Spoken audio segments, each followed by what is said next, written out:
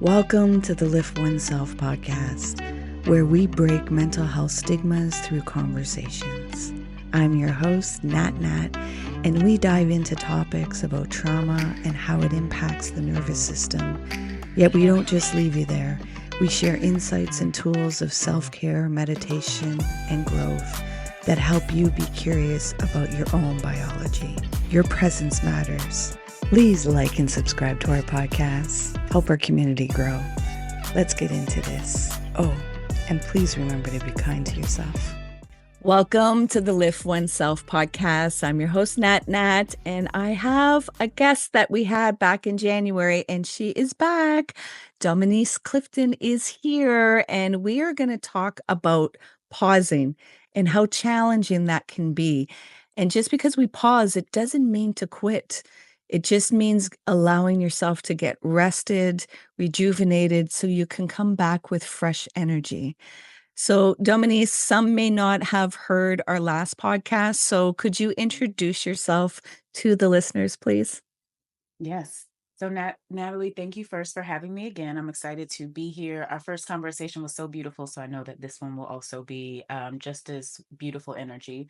So, I'm Dominiece Clifton. I am a clarity coach and a business strategist, and I help women entrepreneurs and nonprofit founders gain the clarity and confidence they need to birth the visions that spirit has entrusted to them, and either to launch a business or an organization, or to grow their existing business or organization. And I love the work that I do so much. I am all about helping women to find clarity, and so I focus on three things. I focus on helping women find clarity on the you, the who, and the how. The you is important because it's who we are as business, who we are as people, and then we bring that to our businesses, right? Like, so much of who we are, so much of our soul's blueprint goes into the businesses and organizations that we create. And so I help clients get really clear on that. The who is about getting crystal clear on your ideal client, what their pain points are, what their needs are. And then, of course, from there, you think about the how. What transformative solution do you want to offer that feels authentic and aligned to you, but also supports and serves your desired audience in, a way that's impactful. And yeah, that's a little bit about me. I guess we'll jump more into the self-care piece once we start talking, but that's just a little bit about who I am as I enter today's conversation. So, I'm going to bring a raw, vulnerable part. You Mm. are so lit up when you speak about this. Yet before we started recording, we both acknowledged that we are fatigued this morning Yes. and a Yeah. little tired. Yet when you're in your passion, there's an energy that just carries you, that you're like, it's not forced, it's not fabricated, it's just in alignment of carrying you. So I just wanted to let the listeners hear some of that insight and that honesty, because we Thank you for don't. sharing that. Yeah. Yeah. It's important. I think that that goes into why I'm so passionate about the work that I do, because I've been on the side of doing something and not being lit up about it. And I saw how that drained my energy and depleted me. And I was always burned out. And so I am so passionate about helping women to pivot if necessary and realign themselves to find the thing that really lights them up. Because, especially as entrepreneurs, this work is hard. Like, it's not an easy journey. And so, when you are doing something and it doesn't necessarily, I say, set your soul on fire, it is even harder, right? So, it's important for us to make sure that we're in alignment with the way that our soul wants to show up, because we do naturally have energy from doing those things. Mhm. Yeah. So before we get into the conversation, will you join me in a mindful moment? Yes. Actually support that pause. Yes. I love that. Mm. For the listeners, as you always hear, safety first. Please don't close your eyes if you're driving or need your visual. Safety, yet everything else you're able to follow in the prompts. So, Dominique, I'll ask you to get comfortable in your seating. Mhm. And if it's safe to do so, you're going to gently close your eyes. And you're going to begin breathing in and out through your nose. You're going to bring your awareness to watching your breath. You're not going to try and control it. You're just going to allow it to be in its natural state, guiding you into your body. There may be some sensations or feelings coming up. That's okay. Let them come up. You're safe to feel. You're safe to let go. Surrender the need to control, release the need to resist, and just be. Be with your breath. Drop deeper into your body. Now, there may be thoughts or to-do lists that have popped up, and that's okay. That's the mind working. Yet, gently bring your awareness back to your breath, creating space between the awareness and the thoughts, and dropping deeper into your body. Being in the space of being. Again, that mind may have brought you into some thoughts because it wants to do some doing and make meaning. Gently bring your awareness back to your breath. Beginning again, creating even more space between the awareness and the thoughts, and completely dropping into the body, into presence, into being.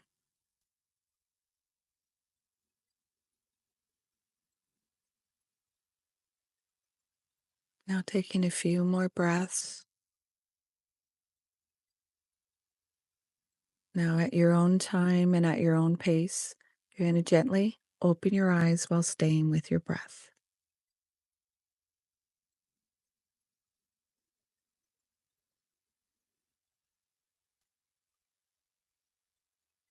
Mm. Thank you. Thank you. How's your Mm. heart doing?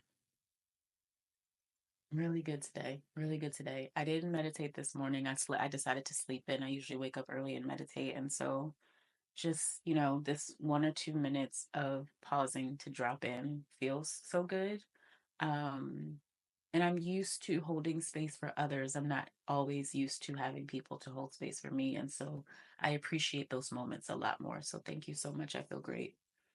Yeah.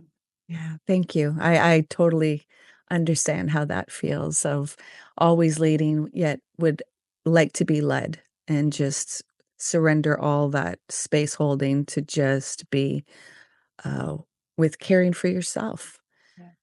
So when we did the podcast, you had invited me to come onto your podcast, and it took me a while to schedule in. So Mhm. I missed out because when you looked at my request, you indicated that you were pausing the podcast right now. Mhm. So that was a powerful choice you made, and to honor your own transition of, personal and business wise and well being. Mhm. So can you share what that decision taught you about yourself?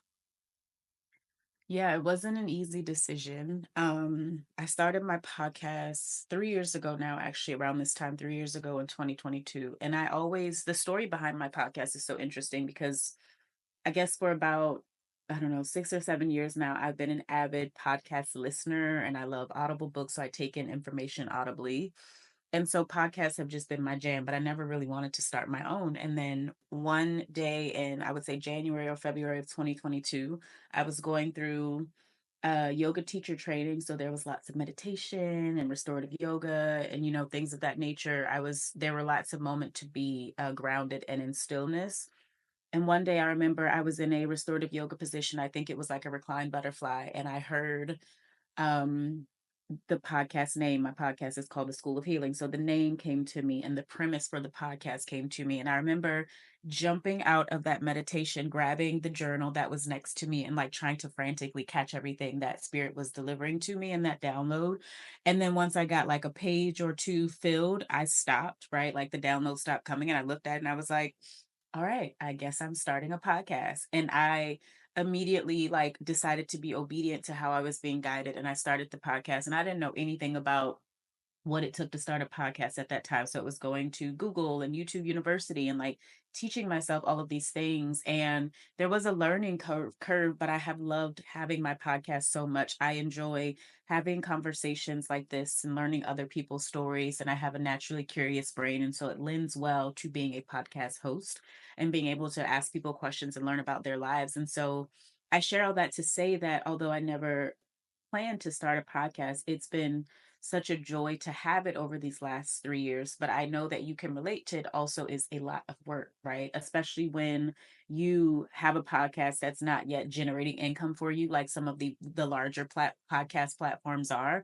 So it's a labor of love. It's something that you are doing that's, a hobby, something that you're interested in, but there's a lot that goes on behind the scenes in producing an episode and, getting all the graphics and things out. And so there have been times over the last 3 years where I've done everything myself.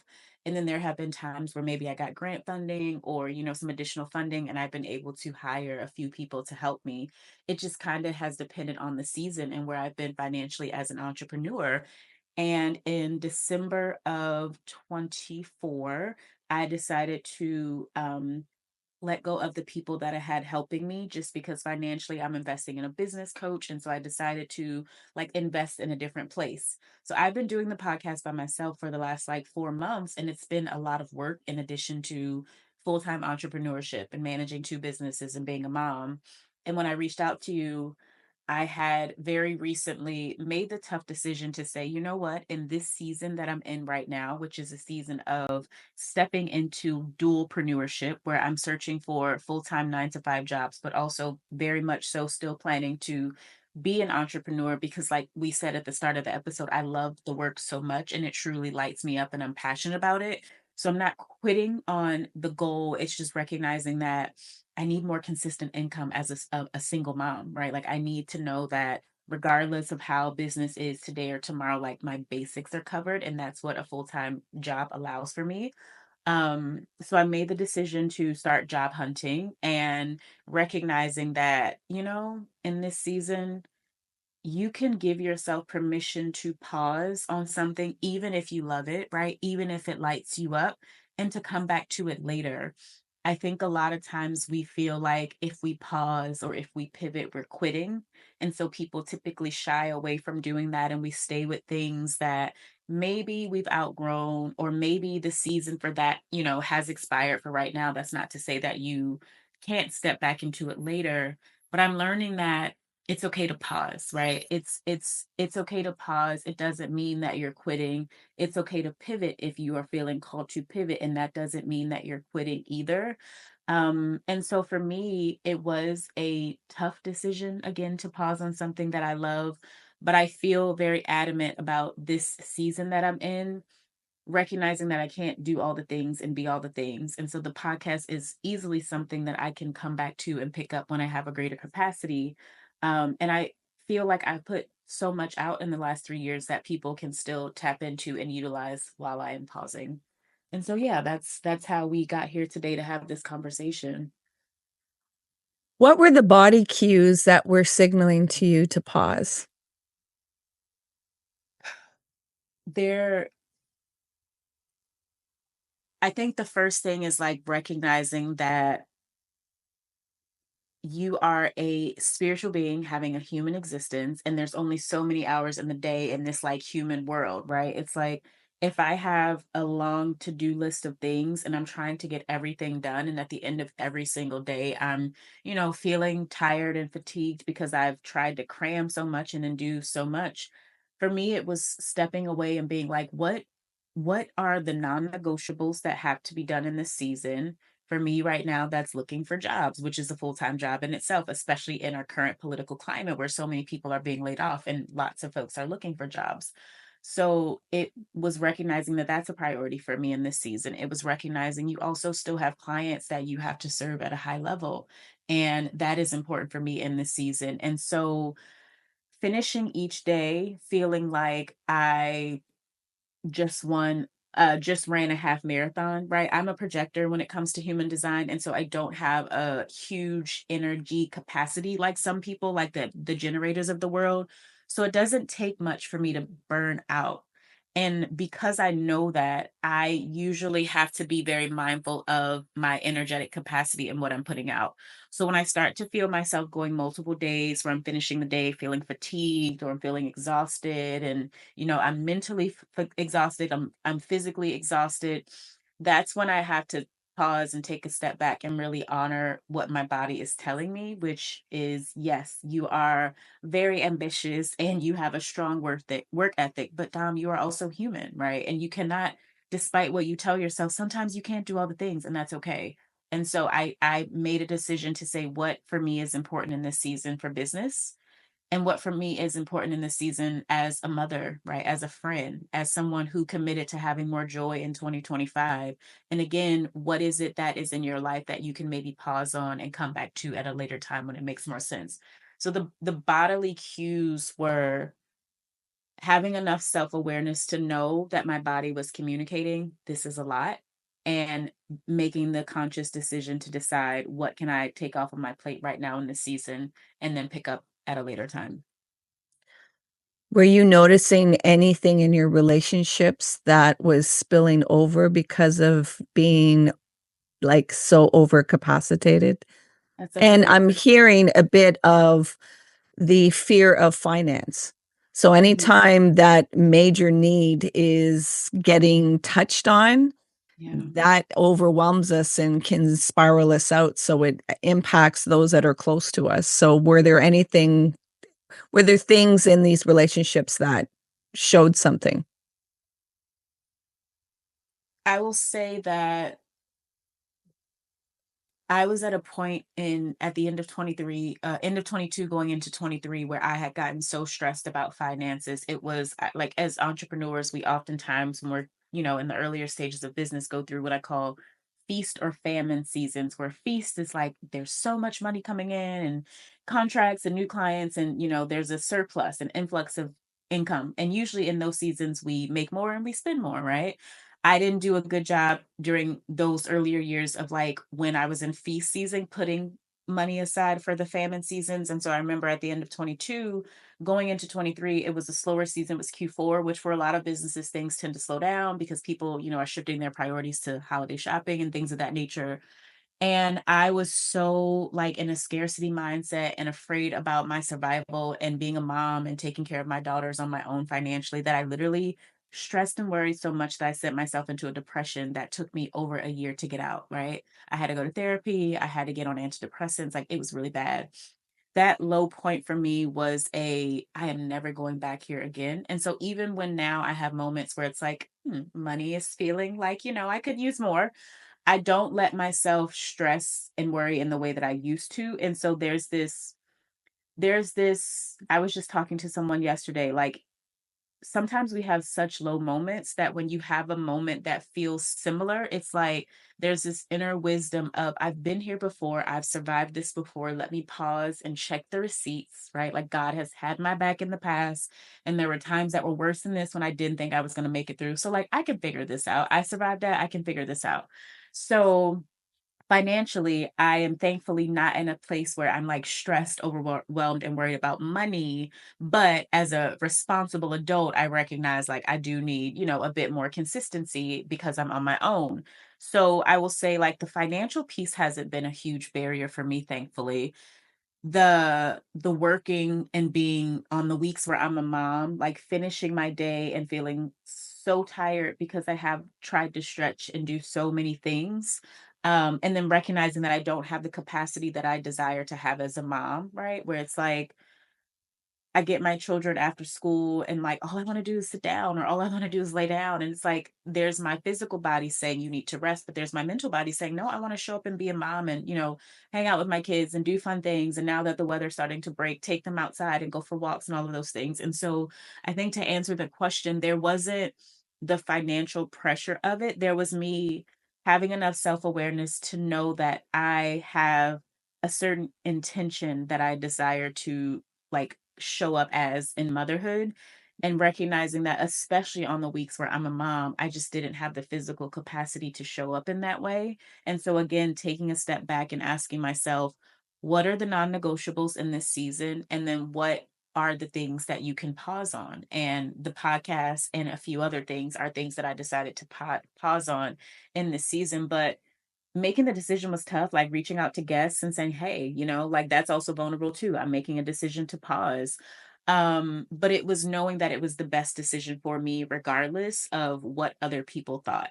I am right now reading this book that I highly suggest, or listening to this book that I highly suggest, called Let Them by Mel Mhm. Robbins. It's really, have you read it? I read Um, some of it, yeah. okay, it's good, and it's been helping me in so many ways, especially as an entrepreneur, because a lot of times we're so concerned about other people and what are they going to think if I post this thing, or what are they going to think if I, say this thing or offer and create this new thing. And that book has been so empowering because it's like, let them, right? If I reach out to someone and say, hey, I'm pausing, whatever they think, let them think that. Let me make the decision that's best for me, my family, right? Like my business, and let people think what they're going to think. And a lot of times we make up and conjure these stories in our heads. And then you have people like you who are like, I respect that decision so much. Are you willing to come talk about it? Whereas my brain was like, oh, people are going to judge you and they're going to think you're a quitter and all of these things that are not true. And so I know that was a really long answer, but I think the first part of that is having enough self-awareness to know your own body, right? Because our bodies communicate to us different. And then the second part is whatever decision you make it for you and let people think what they're going to think, right? To give some information for people, when we're so concerned about what others are thinking, it's that our nervous system's looking for safety Mm. because we've been looking for validation outwardly for so long that we don't even know how to practice the validation within and be in our worth. Yeah. So that's why the mind will go looping and wondering, what are they going to think? And it's also trying to control other people's emotional thermostats. Yeah. We don't want them to feel angry or disappointed or frustrated or, whatever there may be. So it's all in, really understanding your biology, understanding those wounds that Mm. activate and the triggers that activate the nervous system of unsafety. So as much as it can feel daunting when the mind's like, but what? It's taking a moment to pause and ask, what are you trying to protect by going outwardly? What's internally that you're afraid to, reveal and Yeah. let show up in its raw state? But it feels so intimidating. It's not fun to go through I call it warrior work because it's a Yeah. real thing and it can be debilitating for some people. Yeah. And I think I used to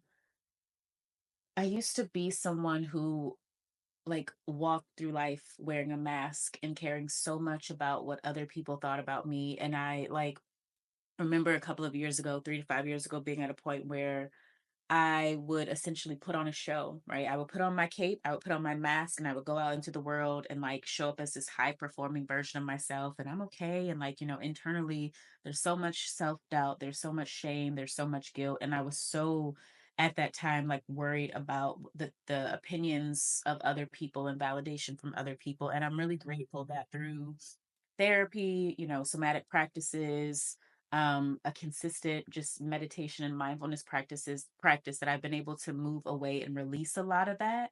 But yeah, it is, I mean, we're still human, right? Like you do, even though now I feel like I'm showing up as myself and I'm not wearing a mask anymore. And like it feels good to just put myself out and be this version of myself. There are still times as a human where you care about what people think, even when you don't want to, right? And so I just want to name that, like that. I think that's a normal part of being human, no matter how much work that we've done. And it's recognizing that even though, right, there's a part of me that is concerned about what other people thinking or what other people are thinking, I am still going to make the best decision for me. I'm going to let them think what they need to think, and I'm going to make the best decision for my family, right, for my business, for my life, for my mental health, and let the cards fall however they may. And that's not always an easy decision to make. It can be, especially if you are someone who's used to people pleasing and used to seeking external validation, it can feel like you're shaking your whole world by making those sorts of decisions. But it's also very freeing, and it's also very affirming when people like you respond back. And honestly, most of the people that responded back had nothing but positive things to say. There were people who were like, come back on the show and talk like you. And then there were other people that are like, yes, this is a lot of work. I understand, and I've been in those places. Kudos to you for again respecting yourself and having the mindfulness to know that you need that pause. And so a lot of times the stories that we conjure up in our heads about like worst case scenario, they don't even usually happen. So there's also that in pausing. It's like there may be one or two people, if you make a tough decision that impacts other people, that might not agree, but most people are going to understand, right? This human experience, and all of us are so full and holding so many things, and most people are going to be supportive. And so I think even just knowing that, and whatever decision you're making, whether it's a pause or pivot, um 98% of the people are going to be rooting for you to win. Yeah. You see, unfortunately, some people have in their mind that once you're doing the healing, you're healed and nothing will pop up again. And it's like, and no, that's why you talk about a practice and you build tools. So when it gets activated, you know not to get identified and swallowed up by it. The Yeah. main thing about healing is that many people think that they're the nervous system. It Mm, takes the work to separate themselves, to disidentify themselves. They think they're their emotions and they're the thoughts. Nobody's ever brought them into awareness and consciousness to see that there's a space between stimulus and response. There's that space. Yet, if you are had trauma or experiences, there's the defense mechanisms that block you from going in there. And when you try to go in there viscerally, your body gets activated. So, like you said, and I can relate to that pause or validation that it starts to signal and it's like, oh my gosh, it's happening again. And then it's using the tools of, no, no, like I understand you're looking for safety, yet we're safe to give ourselves permission. yeah. We're safe to take charge of what our story is. Mhm. And we can always pivot. It's not set in stone. Yeah. But Yeah. that's the work, to be able to acknowledge that to yourself, not Mhm. prove it to other people, hold that vulnerable space of it's messy, it's uncomfortable, and it can be a little teedy at times because 'cause you're like, "Why is this narration still coming up?" And it's like, well, life is lifing. Yeah. This is like surfing. You're not always gonna be on the surfboard. You're gonna fall off. You have to get back on and you have to surf, and this is all part of the journey. However, a lot of people think with the healing, everything's gonna be perfect. Mhm. Mhm. Everything's gonna I'm gonna have it all together, and it's like, well, that's because you want safety Yeah. consistently, and that's not what living in this world is. Yeah. Yeah, I agree with everything that you said, and I think two things become important. I think, and we've talked a lot about this today, is having a level of self-awareness to understand when your triggers are being activated, or when you are being activated, having enough self-awareness to understand, right, the moments where you may need to pause or pivot, right? Like you asked, how was your body communicating to you? And over the years, I joke and say I was the queen of burnout. Like I lived in burnout land for most of my adult life up until about 5 years ago. And it was a part of that was because I was disconnected from my body because of past trauma. And so I didn't understand. I wasn't, I would say, tuned in with my body enough to know the ways that my body was communicating to me when she needed a break. And so I would just like push past all the signals. I would, push through and ignore the ways that my body was communicating to me. And it would take me to get to the point of burnout to be like, oh shit, I need to take a break. So I've gotten much better with recognizing the whispers before they turn into like the loud yell or the break upside the head. So I think that when we are talking about life and just, navigating, holding a lot of things, like the first thing that I always educate people or ask people, not even educate people on, is like, how does your body communicate to you? Because that looks different for each of us, right? We may have some things in common when we feel tired and burned out or overwhelmed, but it could also be very different from person to person. And I'm always amazed when I host workshops, the ways that people like say, right, this is how my body feels when it's overwhelmed or stressed or I'm nearing the point of burnout. So you have to have a level of self-awareness with, whatever season you're in your life to know how your body communicates to you. And then I think the second part of the conversation that is important is having practices and tools that you consistently practice. There is this, because we ignore our bodies, usually we get to the point of being exhausted and burned out, and then we decide, oh, let me do something to get myself out of this place. But I always teach people that you should take a proactive approach versus a reactive approach. Being reactive is waiting until you're burned out to do something. Being proactive is recognizing that there's little small steps and practices that you can take every day consistently so you don't get to that place. And I think that that also becomes a really important part of like regulating your nervous system, right? Like if you do small things every day, then usually it helps the nervous system not to get so kicked up and agitated all the time. And so I just want to offer, as a somatic practitioner, what it looks like, what some of those practices, might look like. So physical movement is the most efficient way, I would say, to help the body and to calm the nervous system and to release stress, but also just practices that build more mindfulness. You talked about like having that moment to pause before making a decision, or having that moment to recognize the thoughts before making the decision to give into, the thoughts. So mindfulness becomes a really important practice to cultivate. And we do that with meditation and breath work, right? We started the episode that way. Getting outside in nature, I found that to be really helpful. Some sort of expressive practice that allows you to release the thoughts. So for me, sometimes that's journaling. Recently, I restarted therapy, so it can be talking to someone that you trust, whether it's a loved one or a professional. I would say one that's really overrated is laughter, right? Like laughing and allowing yourself to feel the joy that life has to offer you is really beautiful. Um, and then the last one or last two that I'll say is crying, right? Like sometimes crying and allowing yourself to release what is coming up is such a beautiful way to regulate, reset the nervous system, right? Like help yourself to release that stress and overwhelm.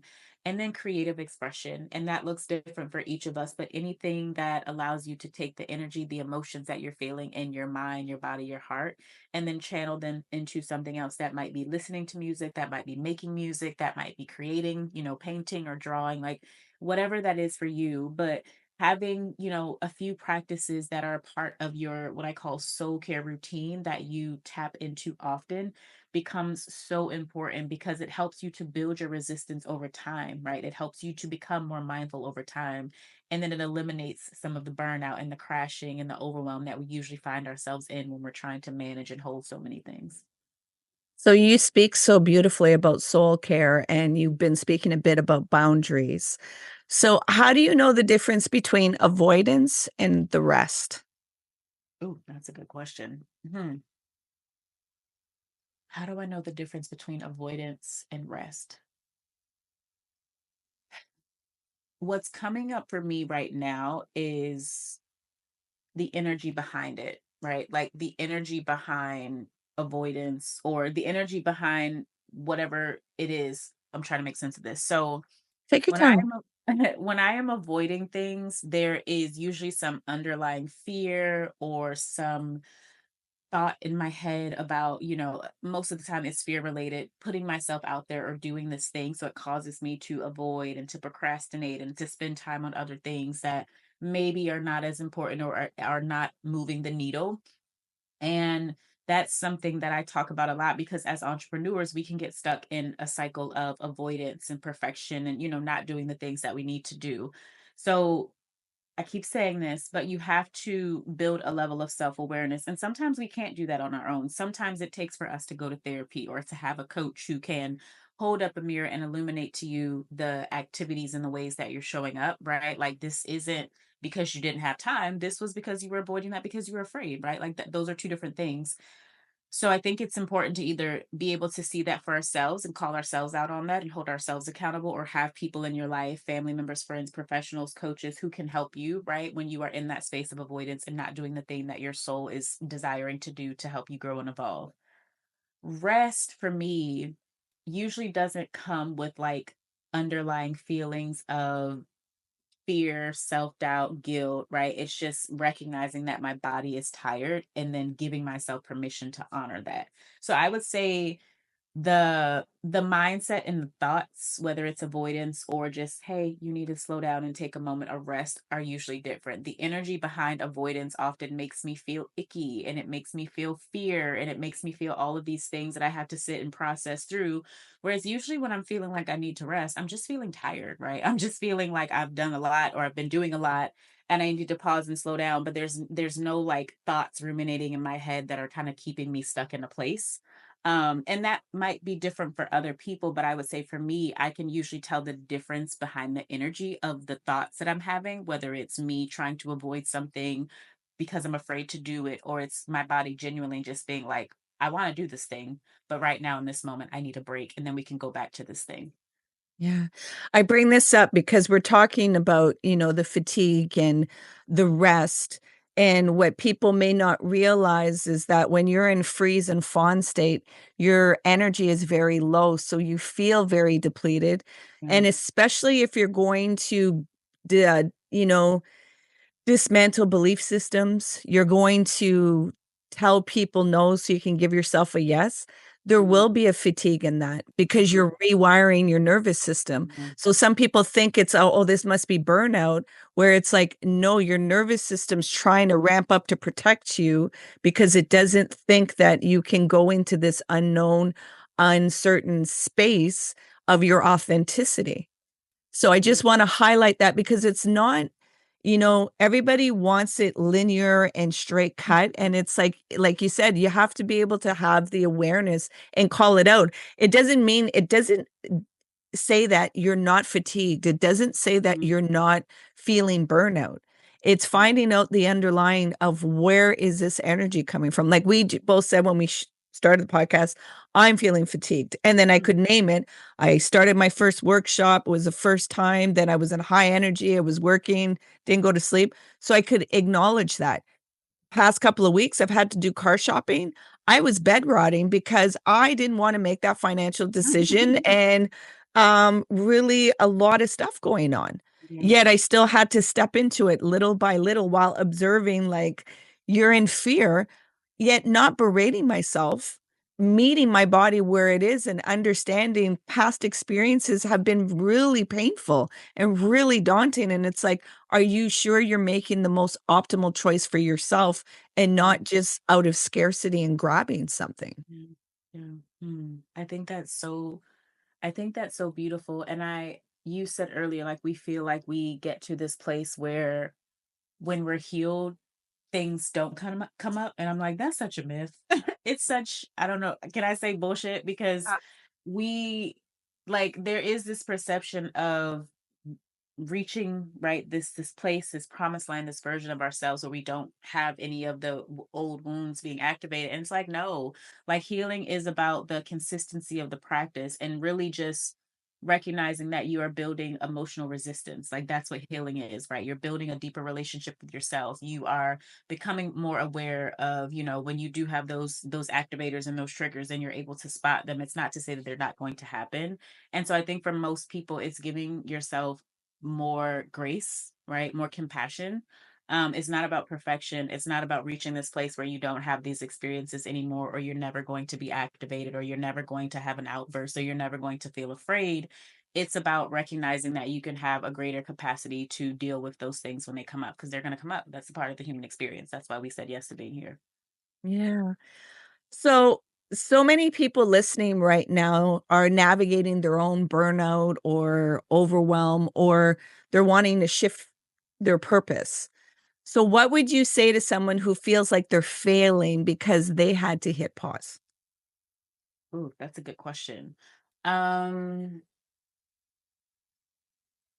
I think two things. I think that over the last couple of years, I've had to like redefine my relationship with failure, because I used to think of failure as a bad thing, but now I like see failure as an opportunity to learn, right? If I did something and I failed the first time, it just means that maybe I need to approach it in a different way the next time I try it.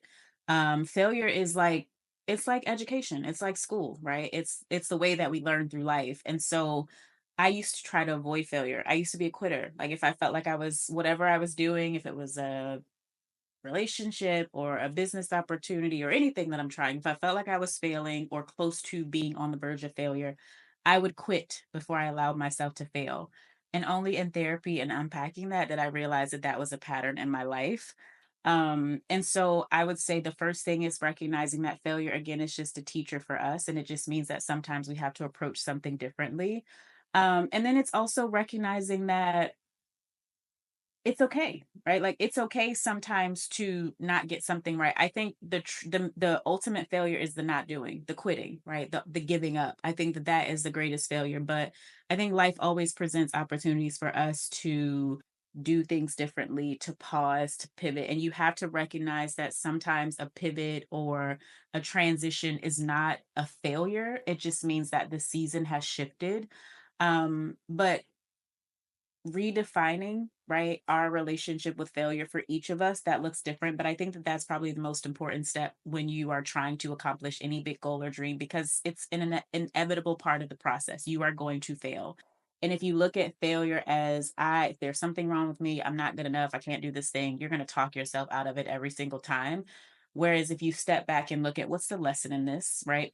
The ironic thing about life is that it will keep giving us the same lessons over and over until we learn them. And so I keep getting to the point of like, God damn it, I'm failing again. I'm not getting this thing I write again. But I've gotten more wise now where I can take a step back and be like, what is the universe trying to teach me that I didn't learn the last time I was here 2 or 3 years ago? And instead of seeing that moment as a failure or this current moment as me being on the verge of failure, it's literally pausing and slowing down and being like, what is the lesson that I'm intended to learn here so that I don't have to keep repeating this lesson or I don't have to continue to fail? So, failure, the short answer, is an opportunity to learn. And I think if we start to reshape our relationship with failure and see it that way, it's just a moment, an educational moment where instead of going to school and reading books, you're going through life and you're having experiences that are teaching you, right? Um, it becomes a little bit easier to navigate the challenges and to move through those moments of failure when you're just looking at it as like, this is just a lesson, this is just a growth opportunity. Yeah. The version of you previously that was afraid to step away, what would she say to you right now? She might be a little bit disappointed. She was an overachiever. She was a perfectionist.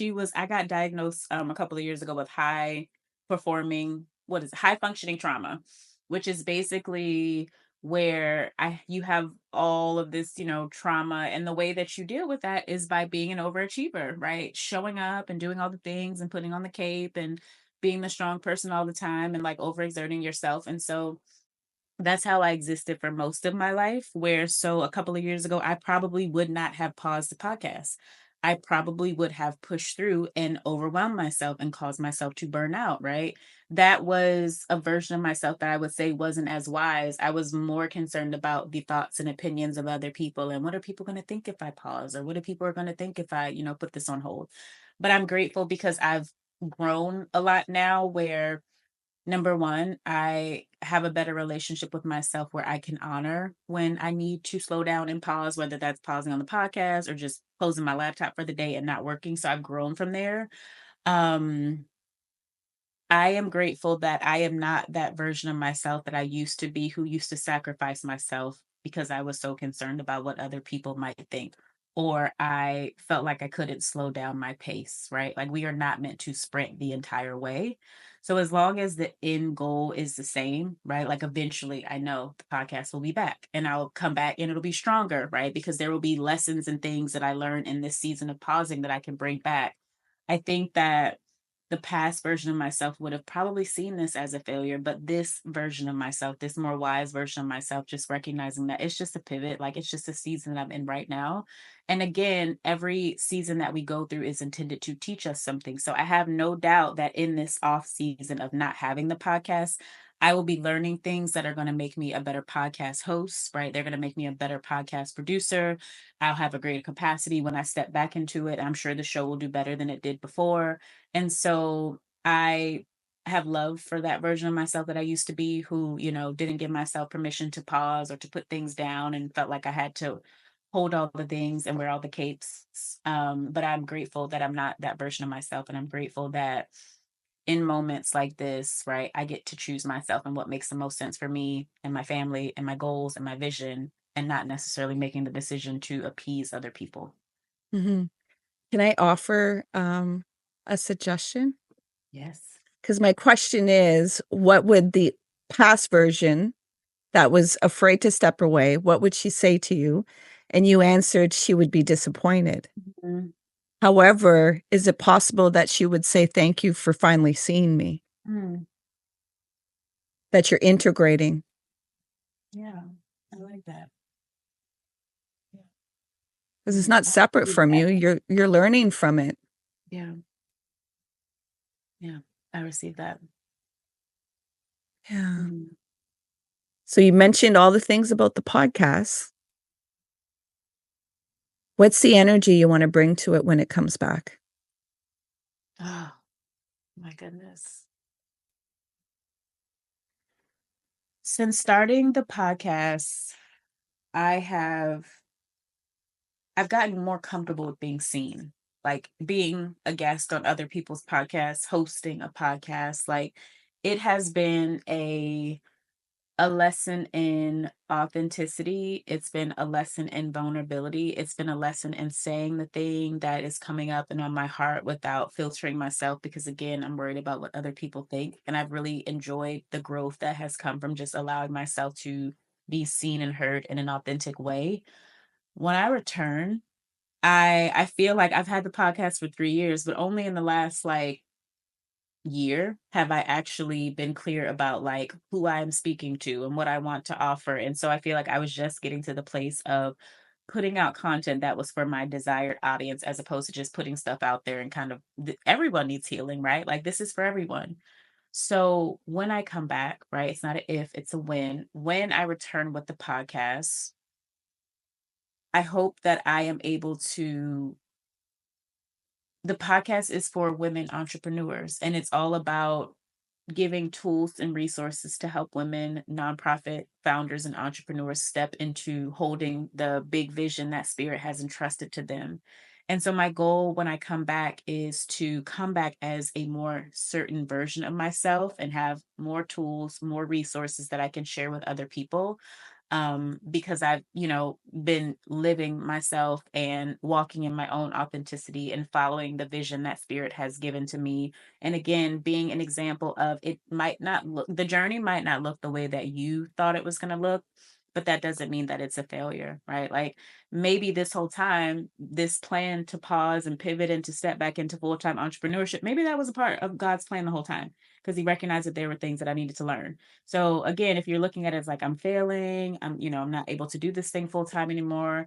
It's like you never know, right? What you're going to get from these experiences. And so I guess to wrap everything up, when I return, I hope that I return as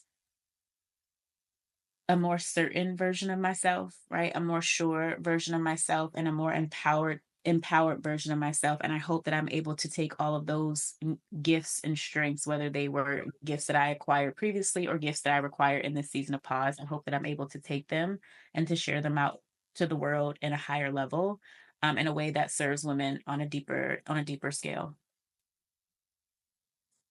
What is one thing you're deeply proud of, even if no one sees it? Ah, I'm proud that I haven't quit. I am proud that I have not quit, because being an entrepreneur is one of the hardest things that I have ever said yes to. I stumbled into it. I never saw myself being an entrepreneur. It wasn't the path that I probably would have chosen for myself, because it doesn't feel safe at times, right? It has not felt safe at times, but it has grown me in ways that I could have never imagined when I said yes, 5 years ago, or when I was dabbling over a decade ago in entrepreneurship. And I think the things that we try to avoid sometimes are our greatest opportunities for growth and learning, right? And for me, I am just grateful that, I mean, I've been through some things over the years. And in the midst of being an entrepreneur, I've also gone through a really huge, major life transition. I've gone through a separation and divorce, and I'm co parenting children. And so there's all of these other like personal things that have been happening in the midst of trying to build a business. And there have been plenty of opportunities where the door was open for me to walk away and step away and to quit. And in those seasons, I may have paused, right? I may have taken a moment to realign myself to make sure that I am in alignment with the plan that Spirit has for my life, but I have not quit. And even now that I'm stepping back into full-time or full-time employment, I am still not quitting, right? I'm just taking a different path. I'm just choosing a different method with the same end goal in mind. So when I think about what I'm proud of, I'm just proud that I didn't give up. I'm just proud that I have not and will not give up, right? Even if it doesn't look like the path that I would have necessarily chosen, I'm proud that I'm still pursuing the path. What would your future self tell you right now about fear? Ooh, these are some good questions, Natalie. Mhm.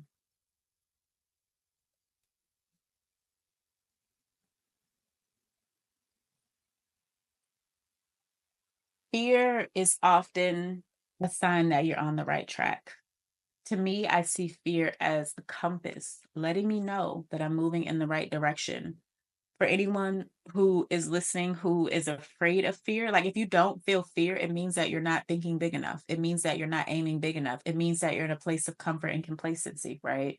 And your goals are going to require you to step outside of your comfort zone and to play on a bigger scale. So if you are just coasting through life and you're not feeling any fear, right?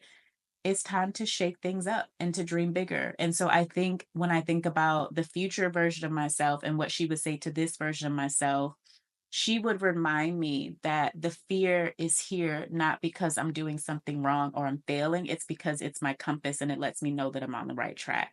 And so I think she would tell me to stay in it, right? To not be intimidated by the fear, to rely on the tools and resources I have, whether it's my mindfulness practices or therapy or all the other things that I've acquired over the years and added to my toy box. She would remind me to utilize those things when necessary, but she would also, I think, remind me that fear is a sign that I'm moving in the right direction. Mhm. Now I'm going to bring you into that reflective question. I'm going to ask you to bring this awareness now and go back to that 18-year-old self. And what are 3 words you would offer that 18-year-old self to bring you to right now, this journey at this present time? Oh my goodness. Whew. 18-year-old Dom, and this is still something that I'm working on because my business coach reminds me all the time, you don't have to do everything on your own. But at 18, I was still very much so in my trauma and I thought that I had to navigate life and do everything on my own. So I would tell 18-year-old Dom, I had to figure this out. 12 years later in my 30s, I started to kind of unpack all the things. But I would first say, right, it is okay to get help, to be helped, right? To allow help into your life. You don't have to do everything on your own because I was moving through life being super independent, right? From a place of trauma. My stories, my past experiences had told me that I couldn't depend on anyone but myself. And that oftentimes just leads to overwhelm, exhaustion, burnout, constantly hitting walls. And so I would tell her that it's okay to lean into family, friends, professionals, right? To put down this like strong, independent woman facade that I've been carrying for so long. That's the first thing that I would tell her. The second thing that I would tell the 18-year-old version of myself that I didn't start to figure out into a lot later in life is that I'm enough. I used to try to overcompensate and overachieve to prove that I was enough, right? To prove if I work really hard and I do a really good job, then people won't see the wounded parts of me or these parts of me that I don't feel so good about. And so I felt like I had to like prove myself to the world. And I'm grateful that I've moved away from that a lot. And so I would remind that version of myself that you don't have to do anything to prove that you are enough. You are enough just because, right? You are enough because you are a reflection of spirit, right? You are literally created in God's image, and that's enough. Mhm. And the third thing, I would tell that version of myself to live more. Like I am now as this 30 something year old version of myself, I'm trying to be more intentional about joy and having fun and pleasure and bliss and doing things that feel good. And sometimes I think to my fault or detriment, I can be so goal oriented that I'm like head down, I'm locked in on the prize, I don't come up for air. And then it starts to impact my mental and emotional health. And like, again, I have more self awareness. So I recognize it now, but I think that I've been too serious for a long time and I didn't allow myself to have fun. And there were times where when I should have been enjoying life, right? Like I was working too hard or, too focused on again trying to prove to the voices in my head or to the people in the world that I was good enough. So I would remind that younger version of myself to have more fun. Like these are the best years, right? Like 18, the teens and the 20s, those are the best years. You don't have a lot of responsibility. You get to make decisions and choose yourself, right? Have fun. Live your life. Live your life for you. And honestly, I think if I had had someone to tell me that in my teens or 20s, I would have made different decisions and I would have a different life than the one that I've chosen. But, we go through what we go through for a reason. But I wish that I had chosen myself and chosen more fun over the life that, I had decided to say yes to. So I know the listeners are, where can I find Dominiece? So could you let them know where they can find Dom? Yeah. Um, I think the best place to connect with me, the kind of like one place that you go where you can go and get access to all the places is my website. So my website is domrclifton.com. If you go there, you can connect on social media. You can learn more about, who I am and the services that I offer and the way that I support women entrepreneurs and nonprofit founders. And if someone is listening to this that's a woman entrepreneur and feeling maybe like it's time for a pivot or it's time for a pause or feeling stuck in their business, right, and not sure of how to get out of that space, there is a free quiz on the homepage of my website. It's called the Entrepreneurial Clarity Assessment, and it's a 3-minute quiz. You take the quiz, answer a few yes or no questions, and it helps you to identify, right, a certain archetype that you've essentially gotten stuck in as an entrepreneur or even a nonprofit founder. And then it gives you recommendations and solutions that you can begin to take right away to get out of that. And so, in talking about pausing and pivoting and shifting and all the things, sometimes we can get stuck and need to pause or need to pivot and be stuck in a place and not recognize how to get out of that. And so the quiz is a really great way to get some tools and recommendations if you're feeling stuck, right? Or maybe like it is time for a pivot. You could take that assessment. So I would direct folks to go there and then, connect with me in all the places from my website. Now, thinking of this whole conversation that we had, and as you said, the universe is serving because your newsletter yesterday was in regards to Mhm. pivoting and pausing and, shifting. What is the one intention that you would like to send out to whoever's listening right now? Oof. Hmm. The one intention that I want to share is just a reminder that life is going to require pauses and pivots at certain points. And that doesn't mean when we are faced with the pause or pivot that we've failed. It just means that it's an opportunity for us to grow, right? You can pivot. You should at times pivot. You can pause. You should at times pause, but don't quit. Don't quit, right? Quitting silences the dream, and pausing and pivoting just allows you to refine it. And then you get to come back stronger with whatever it is that you are working on and desiring. And so that is what I would leave folks with today, is just a reminder that a pivot doesn't mean that you messed up or you didn't do something right. It just means that life is requiring you in this season to take a different path to get to the same end goal. Well, again, it has been a delight. It has been a raw, vulnerable conversation.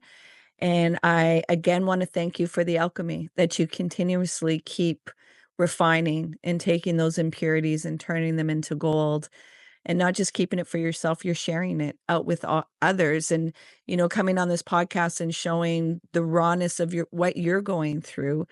And, people have certain images, and it's like, oh, if I'm honest, will I lose some clientele or some spectators, or will it impact my brand? Yet by having this honesty, you're actually reinforcing that brand Mm, and creating a really solid foundation, which mm, is within yourself. So when the winds blow, that, yeah, they might rustle the leaves, yet the roots are deeper in. So it's like I'm not going to separate from it. So thank you so much for this beautiful dialogue, for sharing yourself. I hope you will come back again, because I'm sure many people would like to hear, well, how did it end up? Because everybody's curious. Like I said, I'm going car shopping and I'm like, "Oh, but we're talking about a global recession right now and all these things," and we never know what's gonna happen in our choices. It's just, how do we use the tools not to separate from self, and how do we pivot and remember that we have the capacity. So for any listeners listening right now, remember that healing is revolutionary, that healing requires your self-awareness, your commitment to be honest with yourself. And as Dom said, that witnessing is very powerful, because there's certain parts of your shadow, I call it like an elephant in the room. It doesn't know how to reveal itself. Yet when you're with somebody else, that elephant can be seen and it can be brought into sight. into the light of your awareness, that it doesn't have to stay in the shadows. I know a lot of people think shadow work is some evil thing, where it's like, actually, the shadow is just an illusion keeping you from the space between stimulus and response. So thank you again for enriching us, Dom, and I look forward to connecting again and hearing how the journey's been going. Natalie, thank you so much for having me. I always feel so full after our conversations. I feel much more energized than when we hit record at the start. So I'm just really grateful that we have connected and that we get to engage in these sorts of dialogue and then share them out with the world. Please remember to be kind to yourself. Hey, you made it all the way here. I appreciate you and your time. If you found value in this conversation, please share it out.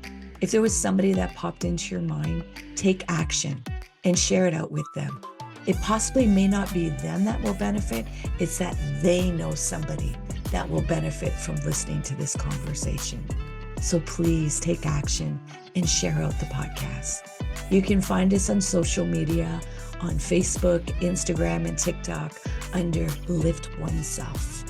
And if you want to inquire about the work that I do and the services that I provide to people, come over on my website, come into a discovery call, LiftOneSelf.com. Until next time, please remember to be kind and gentle with yourself. You matter.